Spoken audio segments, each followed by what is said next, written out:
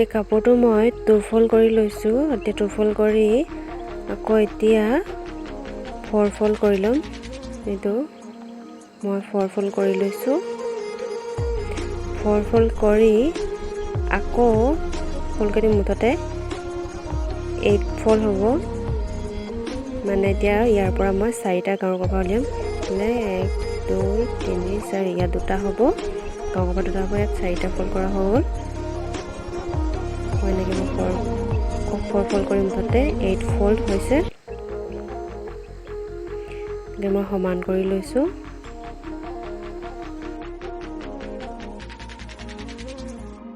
এতিয়া মোৰ গাৰু কভাৰটোৰ দীঘলটো হ'ব 27.5 ইঞ্চ আৰু বহলটো হ'ব 16 ইঞ্চ। এতিয়া এইটো চাইডে মই কাটি ল'ম।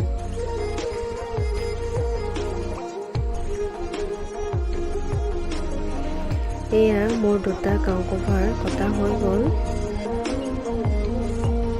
আৰু এতিয়া এইফালৰ এইটো জইন কাটি দিলে আৰু 2টা হ'ব। এইফালৰ জইনটো এতিয়া মই কাটি লৈছোঁ।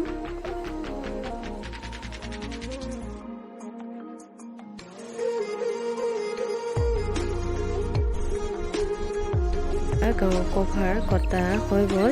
এতিয়া মই কেনেদৰে চিলাওঁ দেখাম। এতিয়া মই দীঘল ফালে লোৱা আগ 2টা মই 2 ফল্ড কৰি পিনি 2 পইণ্টকৈ 2 ফল্ড কৰি পিনি চিলাই ল'ম। 2টা আগ মই এনেদৰে চিলাই ল'ম, এনেকৈ 2 ফল্ড কৰি।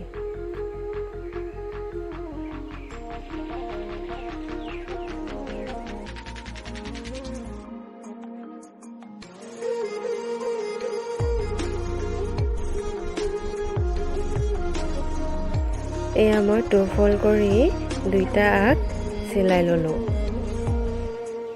এয়া দেখিছে নহয়, মই এনেদৰে চিলাই ল'লোঁ।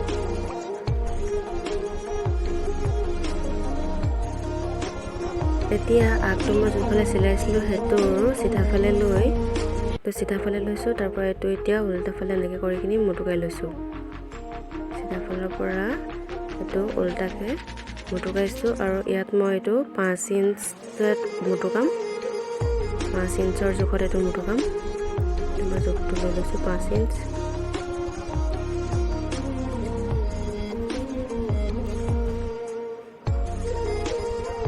এইটো 5 ইঞ্চ হৈ গ'ল। আকৌ এইডোখৰ যোনডোখৰ পৰা 5 ইঞ্চলৈকে মুটুকাইছিলোঁ সেইডোখৰৰ পৰা আকৌ ওপৰলৈ 1.5 ইঞ্চত এটা চিন দি লৈছোঁ। এই চিনটোত ফালৰ ইটো আগ চিলাই লৈছিলোঁ যে সেই আগটো এইটো য'ত 1.5 আছিলে সেইটোত দি পিনি চিলাম। 1.5ৰ য'ত চিন দিছিলোঁ তাত এইটো মই দি লৈছোঁ। ওপৰত এনেকৈ দি এইফালে চিলাম। মই 2টা চাইডে এনেদৰে চিলাই ল'ম।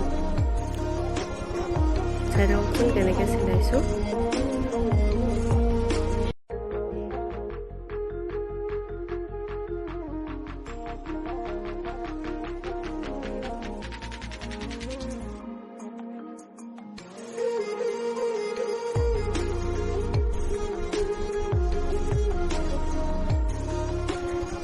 এয়া মই 2টা চাইডে চিলাই ল'লোঁ আৰু চিলাইকেইটা মই ডাবল চিলাই মাৰি দিছোঁ।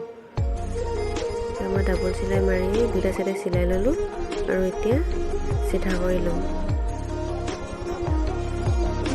এয়া মই কভাৰটো চিধা কৰি ল'লোঁ আৰু এইফালে অপেন থাকিব। আৰু এতিয়া মই কভাৰটো গোটেই 4টা ৰাউণ্ড 2 পইণ্ট আঁতৰে আঁতৰে এটা চিলাই মাৰি ল'ম।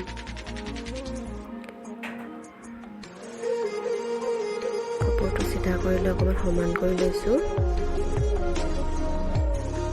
এতিয়া 2 পইণ্ট আঁতৰে আঁতৰে গোটেই 4টা ৰাউণ্ডত চিলাই মাৰি ল'ম।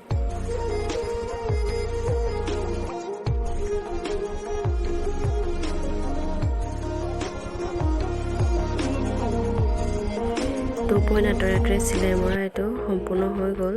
মোৰ কভাৰটো সম্পূৰ্ণ চিলোৱা হৈ গ'ল।